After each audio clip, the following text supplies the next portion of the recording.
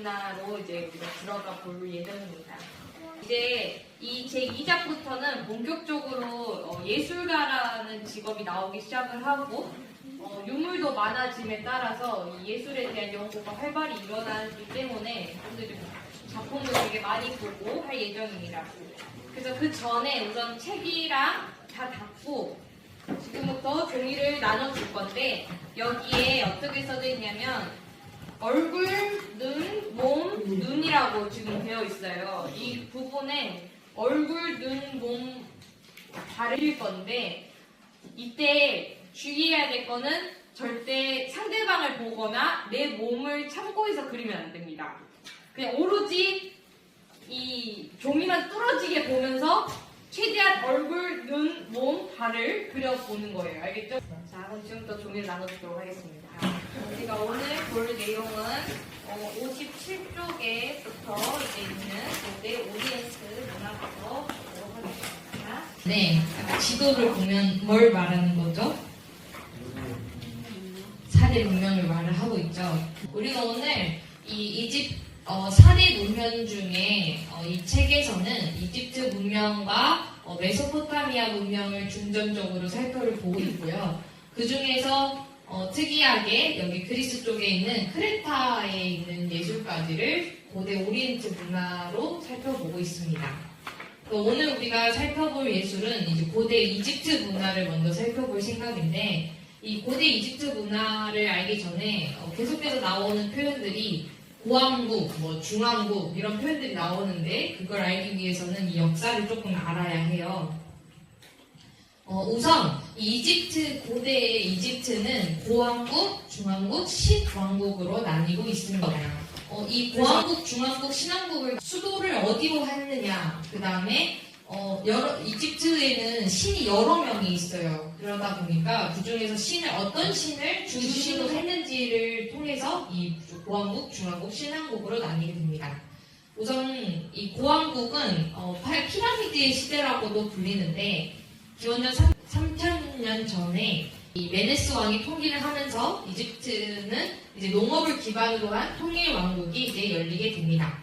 그 당시 이 메네스 왕은 이 수도를 멤피스라고 하는 곳으로 정한 후에 본인을 이제 오시리스 신이라고 스스로를 명명을 하는데 당시 오시리스는 사람이 죽으면 영원한 생명을 준다는 신이라고 통하게 됩니다. 이때의 신은 우리가 태양신이라고 하는 라 신을 숭배를 하게 되고 나일강의 범람으로 농업이 활성화되게 됩니다.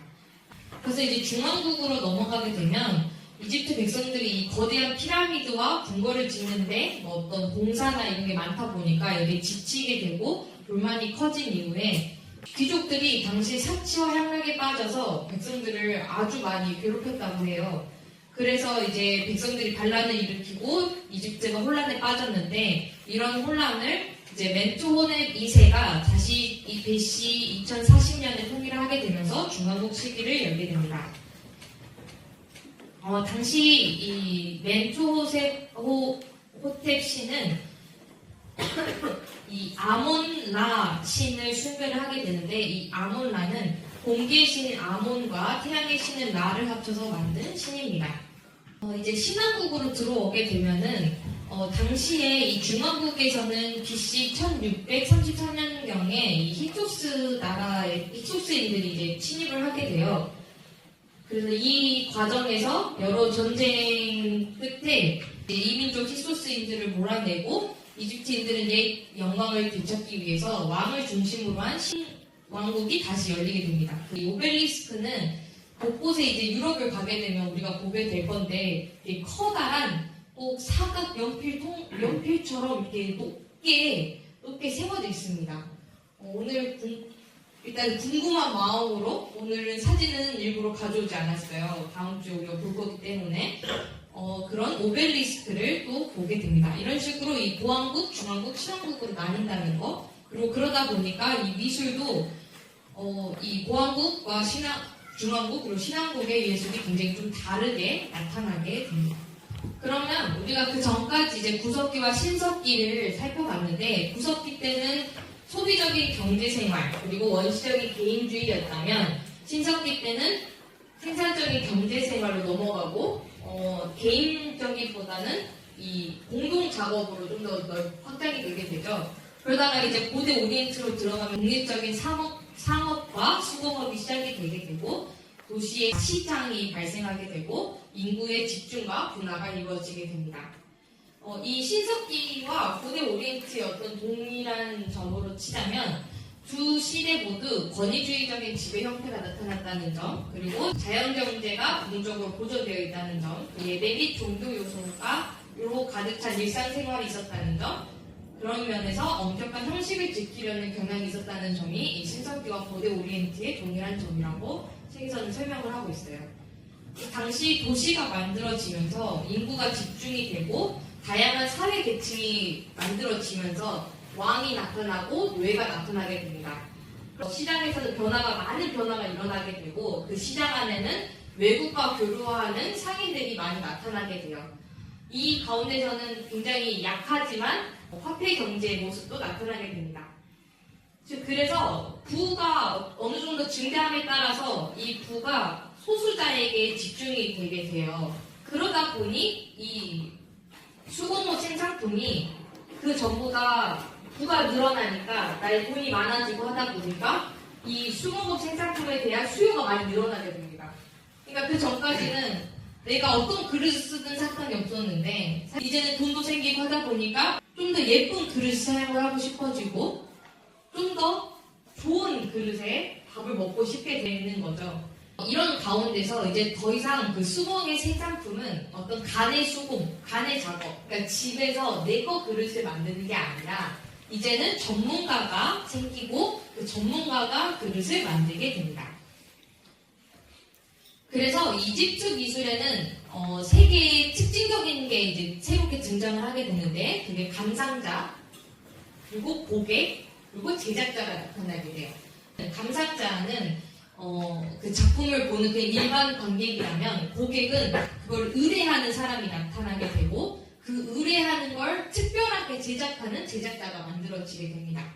이 특별한 제작자와 고객이 생김에 따라서 이 제작자가 사용하는 특정한 제작 장소 또한 만들어지게 됩니다. 그럼 우리가 먼저 이 고객에 대해서 살펴보도록 하겠습니다. 책에서는 그 이집트 미술의 특히 고대 오리엔트의 고객을 특정 두 부류로 나누고 있어요. 일반적인 고객도 있었다고는 책에서도 명시를 하고 있는데 가장 큰 장기간에 걸쳐서 예술가에게 일거리를 준 고용주층은 이 사제와 제후, 즉 사원과 궁정에서 이루어졌다고 하는데 이곳에서의 예술가는 돈을 받고 일하거나 내가 언제나 일을 그만둘 수 있는 임금 노동자이거나 아니면 평생 신분이 매인 노예로서 일을 하게 됩니다. 특히 이 고객에 있어서는 하우저는 이 사원에 조금 더 초점을 맞추고 있는데요. 궁정보다는 이 사원에 돈이 더 많이 모였을 것이고 그러다 보니까 이 사원이 최초의 합리적 재산 관리가 이루어진 곳이라고 설명을 하고 있어요. 그렇기 때문에 예술가들에게 일거리를 준 첫 번째 최초의 고객은 역시 사제층이었을 것이고 왕들은 나중에서야 이제 사제층의 예를 따랐을 것이라고 추측을 하고 있습니다. 이 사제와 왕후는 즉 사원과 궁정은 모두 동일한 신을 섬기는 질서에 이제 하나에 속해 있었잖아요. 이들은 모두 장엄하고 권위를 상징하며 그리고 현실과 격차가 뚜렷하게끔 양식화된 묘사의 예술을 요구했습니다. 이 사원과 궁정은 보수적이에요. 그러다 보니까 이 사람들은 사회의 기존 질서를 유지하려고 하는데 이 유지하려는 목적을 위한 수단으로서 예술을 사용하게 됩니다. 그러다 보니까 이러한 변화는 혁신과 변화에 대한 회의적인 태도를 낳게 되고 옛날부터 내려오는 규범들을 신성 불가침의 것으로 보았어요. 고왕국 때 그려졌던 그 자세가 그대로 신왕국 때도 전혀 바뀌지 않고 벽화에 있는 인물이 그려지게 됩니다. 그 사이에 2000년, 3000년이 흘렀음에도 불구하고 그 시대에 옛날에 있는 전통들이 어떤 신성 불가침, 절대 바꿀 수 없는 어떤 절대적인 것으로 느껴지게 이제 만들게 되는 거죠. 그럼 이제 고객을 좀 더 봐보겠습니다. 이 사원의 고객은 사제였다면 궁정의 고객은 이제 왕과 제후라고 하는데, 사제는 왕과 제후를 자신의 권력권 안으로 끌어들이기 위해 이제 왕과 그 제후들을 신격화하는 데 동조를 했다 하면, 왕과 제후는 자신의 명성을 높이기 위해 사제와 신들을 위한 사원 건립에 동의를 하게 됩니다. 두 관계의 이해관계가 아주 잘 맞아 떨어졌죠. 그러다 보니까 양자는 각기 다른 상대방의 권위를 자신의 이익을 위해 활용하고자 했으며, 양자 모두 자신의 권력을 지탱하기 위한 투쟁에서 예술가의 힘을 빌리게 됩니다. 이런 의미에서 이제 사원과 궁정의 고객들의 주문에 곡한되게 되고, 대부분의 예술품들은 신들에게 바치는 공헌물이자 왕들의 기념비, 신과 왕을 숭배하는 스님들에 사용하는 물품으로서 선전도구로서 사용이 되게 됩니다. 즉, 순수한 심미적 동기에서 순수한 심미적 목적을 위해 자율적으로 존재하는 예술은 이제 더 이상 볼 수가 없게 됩니다. 이제 예술가로 좀 더 넘어와 볼게요. 우리가 구석기 때와 신석기 때 예술가를 저번 주에 살펴봤었는데, 구석기 때는 사냥꾼이었다면 신석 때는 이제 농사꾼이지만, 이때 당시에도 농사꾼이 동시에 예술가였을 거고, 물론 예술가한테 특정 혜택을 줬음에도 불구하고 그렇게까지 넌 예술가야, 넌 이거만 해 라고는 하진 않았겠죠. 이제 고대 오리엔트에 들어가게 되면 이 특정 직업으로서 존재를 하게 됩니다. 이집트에서는 애초에 조형예술 작품들, 특히 이 무덤 장식에 위한 작품의 수요가 많았던 만큼 예술가라는 직업이 상당히 일찍부터 독립되었을 것이라고 짐작되어 있는데, 하지만 예술이 다른 목적을 봉사하는 수단, 즉 그런 예술을 위한 예술이 아니라 어떤 왕과 종교를 위한 수단으로서 이제 철저히 강조되고, 어떤 실용적 과업에서 완전히 몰입되었기 때문에 예술가가 자신의 개인적 존재 같은 것은 완전히 작품 이면에 사라지게 되고 맙니다. 그러다 보니 예술가는 독립적인 직업이 되었지만 예술가 자신의 개인적 존재가 작품에 나타나진 않아요. 그러다 보니 이들은 이름 없는 장인으로서 활동하게 되고, 어떤 예술가나 예술인이 아니라 육체 노동을 하는 장인으로서 이제 존재하게 됩니다. 물론 신앙국에 들어서서는 이제 상류 계급에 속하는 예술가가 많아지고 그 작업이 대대로 내려오긴 했지만, 선사시대의 마술가가 누리던 지위에 비하면 상당히 낮았던 것으로 추측을 하게 됩니다. 이 작업장을 이제 살펴볼 건데, 주 고객층이 사원과 궁정이다 보니까 그 제작소 또한 이 중요했던 장소로는 이 사원과 궁정이었겠죠. 하지만 그럼에도 여기는 유일한 곳이 아니었다고 합니다. 이 그들의 작업장은 개인의 큰 영지나 대도시 시장에도 설치되어 있었다고 나오고 있는데, 이 대도시에는 여러 개의 독립적인 소규모 작업장으로 이 구성이 되어 있었다고 해요. 이 이유로는 전문 분야가 다른 여러 장인들이 공동 작업을 하기 위해 소규모의 작업장을 만들었다는 이유 하나와, 그리고 하나는 제품을 같은 장소에서 생산하고 그 안에서 바로 판매를 해서 어떤 상인들로부터 독립해서 본인이 직접 팔고 사고 할 수 있게끔 하는 데 있어서 이제 소규모 작업장이 있는 이유를 책에서는 설명을 하고 있습니다.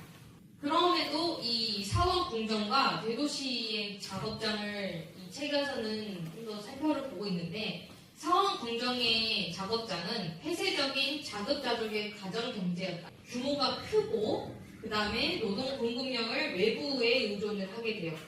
대도시는 반대로 가정 경제에서 벗어난 자유 경제로 체계적으로 생산을 하고 자가 수요를 위한 생산만을 고수해온 가정 경제의 기본 원리가 무너졌다고 이 책에서는 설명이 되고 있는데, 이 말은 뭐냐면 이제 더 이상 내가 가정에서 내 거를 위한 거를 만드는 게 아니라 다른 사람을 위해 아니면 내가 팔기 위해 만드는 그런 작업장들이 만들어지게 된다는 거죠. 그 도시 안에서는.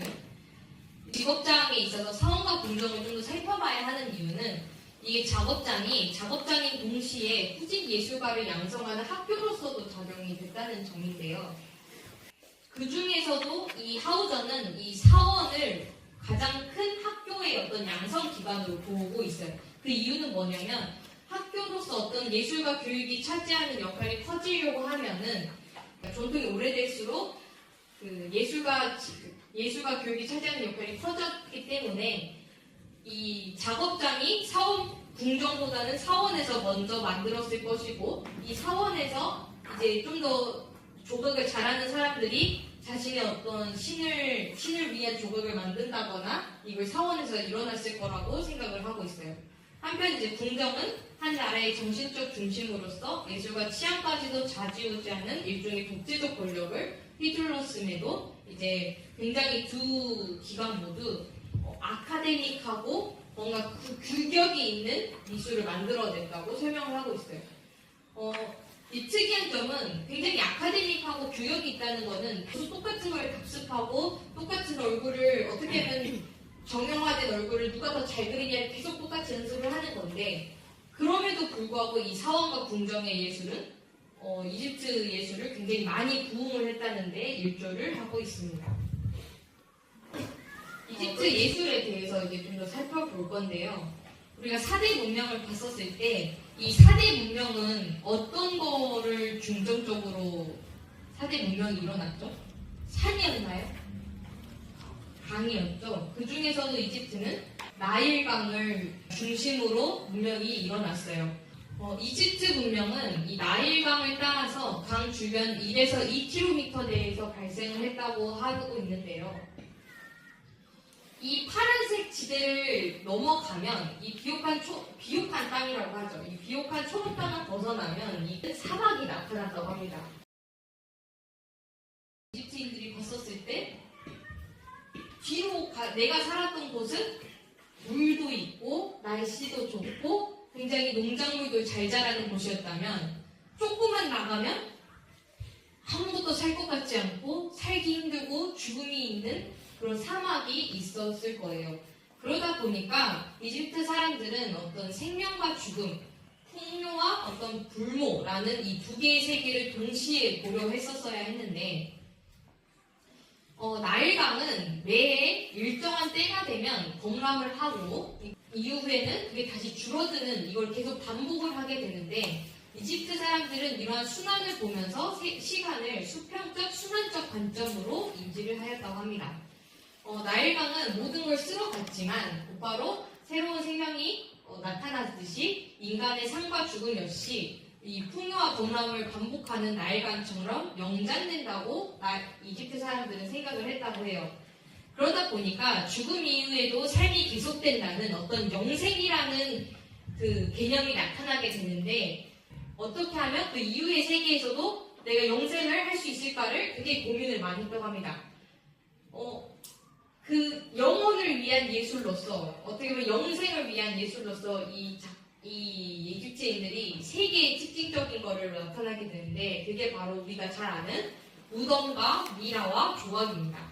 특히 그 중에서도 이 미라가 가장 특징적인 것으로, 미라를 단순히 그냥 시체를 잘 보존하려는 게 아니라 이 사람들은 밤에 떠돌던 죽은 자의 영혼이 아침에 몸에 누일 집이라는 뜻에서 영혼이 떠돌아다니다가 그 영혼이 밤이 되면 누울 곳, 어떻게 보면 죽은 자의 몸이 그 영혼의 안식처로서 작용이 된다고 보았어요. 그러니까 죽음의 영혼이 나오게 되는데 그 영혼이 어떤 몸에는 안착이 되어야 되니까 그 몸이 그대로 살아있어야 하는다고 생각을 해서 이 미라를 통해서 몸을 그대로 보존하는 기술이 발전을 하게 됩니다.